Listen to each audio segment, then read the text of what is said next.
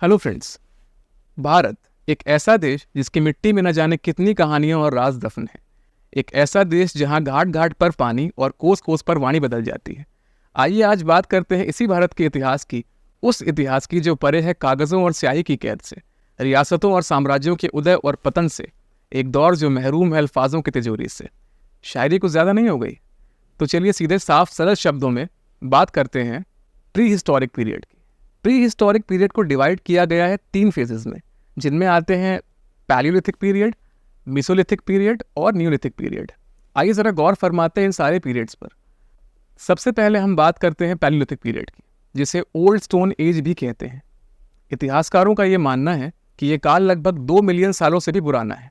इस पीरियड में अक्सर आधुनिक मानव के प्राचीनतम पूर्वजों का जिक्र या उल्लेख पाया जाता है, जिन्हें हम होमो इरेक्टस कहते थे, और उन्हीं की थोड़ा एडवांस्ड और इन्हांस प्रजाति के बाद में होमो सेपियंस नाम से भी जाने जाने लगा। अब what was this period all about? इस टाइम पीरियड का आदमी बेसिकली हंटर गैदरर था, यानी अपने सर्वाइवल के लिए पूरी तरह से शिकार पर डिपेंडेंट थे ये लोग। इस पीरियड से हमें हैंड एक्सेस, स्क्रेपर्स या कुदाली और फ्लेक्स टूल, यानी एक ऐसा टूल जिसे पत्थर के एक बड़े टुकड़े से अलग किया जाता है, ऐसे अवशेष मिले। मध्य प्रदेश की भीमबेटका केव्स आज भी इस इतिहास का जीता जागता उदाहरण है। इसके बाद अगर हम बात करें तो पैलियोलिथिक पीरियड के बाद अब हम बात करते हैं मेसोलिथिक पीरियड की, जिसे मिडिल स्टोन एज भी कहते हैं। अकॉर्डिंग टू हिस्टोरियंस ये पीरियड 12,000 से 2,000 साल पुराना है। एक इम्पॉर्टेंट ऑब्जर्वेशन जो इस पीरियड में नोटिस की गई वो ये थी कि इस पीरियड में हमें माइक्रोलिथ्स का डेवलपमेंट देखने को मिलता है। अब ये माइक्रोलिथ्स क्या होते हैं? वो इनका मतलब बेसिकली वो ऐसे पत्थर से बने स्मॉल एंड शार्प टूल्स हैं जो पैलियोलिथिक पीरियड के टूल से थोड़े ज़्यादा एडवांस थे। इसी के साथ साथ इस युग का आदमी भी इवॉल्व होता गया।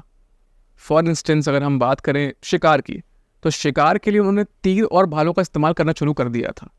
फिशिंग में इंगेज होने लग गए थे, यहाँ तक कि जानवरों को भी पालने लगे। इसके अलावा जो सबसे खास बात मुझे इस पीरियड की लगती है वो ये है कि यही वो टाइम था जब इस पीरियड के लोग अपनी क्रिएटिव कैपेसिटीज़ को फॉस्टर करने लगे थे in the form of rock art और केव पेंटिंग्स, जिनके थ्रू वो अपनी डेली लाइफ को समवॉट रिकॉर्ड किया करते थे।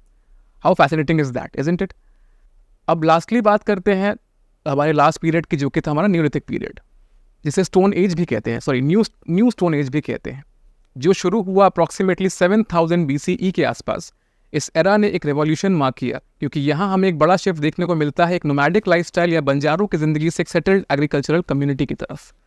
इस युग का इंसान बीज बो रहा था, क्रॉप्स कल्टीवेट कर रहा था, पॉटरी जैसी आर्टिस्ट्री से अपनी क्रिएटिविटी को एक नया आयाम दे रहा था। मेहरगढ़, जो प्रेजेंट डे पाकिस्तान में है, one of the earliest known sites हैं जहां हमें न्यूलिथिक सेटलमेंट्स का अवशेष या निशानियां मिलती हैं, which indicates the presence of early farming as well as advanced and sophisticated tools. तो जब हम बात करते हैं निष्कर्ष की, तो प्री हिस्टोरिक पीरियड या यूँ कहें या इनका कोई रिटर्न रिकॉर्ड तो नहीं है। बावजूद इसके ये पूरा काल चक्र अपने अवशेषों और प्रमाणों से हमें अचंभित करने या सोचने पर मजबूर तो करता ही है। और आखिर करे भी क्यों ना? ये कहानी थी सर्वाइवल की, एडेप्टेशन की, कहानी थी इनोवेशन की, ये कहानी थी एक ऐसे दौर की जिसने नींव रखी आधुनिक मानव अथवा आधुनिक भारत के इतिहास की। शुक्रिया।